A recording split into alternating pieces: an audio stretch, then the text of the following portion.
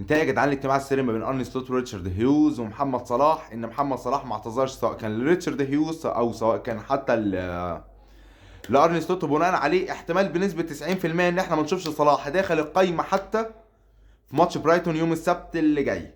طيب هي كده خلاص بجد؟ يعني كده خلاص بمعنى اصح ان صلاح في يناير باي باي، ولا النادي مكمل، ولا مش عشان النادي طلع قال الميديا لا احنا عايزين صلاح لغايه 2027 ويفضل معانا، ولا هي الدنيا ماشيه ازاي بالظبط؟ بص يا صديقي، هو الحوار كده كله في كلمتين.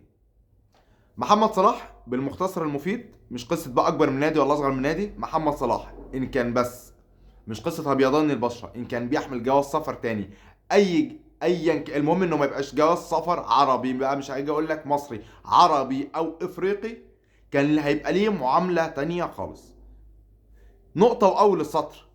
بصوا يا جدعان، اي حد متخيل ان ايا كان اللي انت هتديه بره في اوروبا تحديدا بس انت مش اوروبي منهم، فانت قضي الامر، دي شيلها من مخك.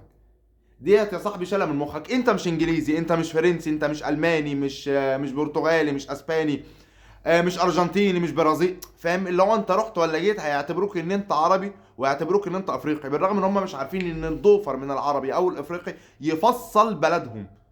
انا بعني يفصل بلدهم بقى، انا ماليش دعوه ان انت شايف ان انت عندك عقده الخواجه لغايه دلوقتي، اللي هو لا دول هم، لا هم دول عندك انت. انت واحد يا باشا من الناس عايز تعيش ان بالنسبه لك لا انا دايما القليل، انا دايما الصغير. لا انت لا قليل ولا انت صغير، انت حابب تحط نفسك في السيتويشن ده، دي قصه تانية.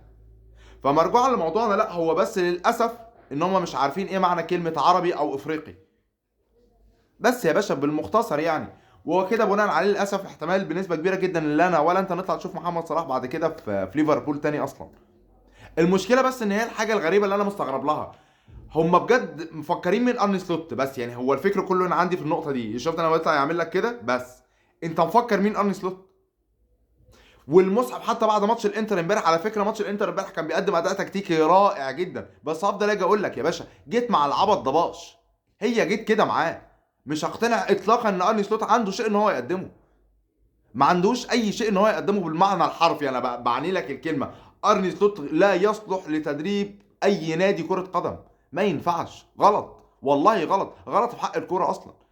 بس هو النادي بيشتري ارني سلوت على حساب محمد صلاح عشان خاطر شيء واحد بس مش اكتر. انا اسف. انه ما ينفعش اي لعيب بعد كده يبقى مش عاجبه ان هو بيقعد دكه يطلع يفضح الدنيا، لا اكتر ولا اقل. وصلت معايا المرحله دي يا صاحبي، ما تنساش لايك كومنت شير.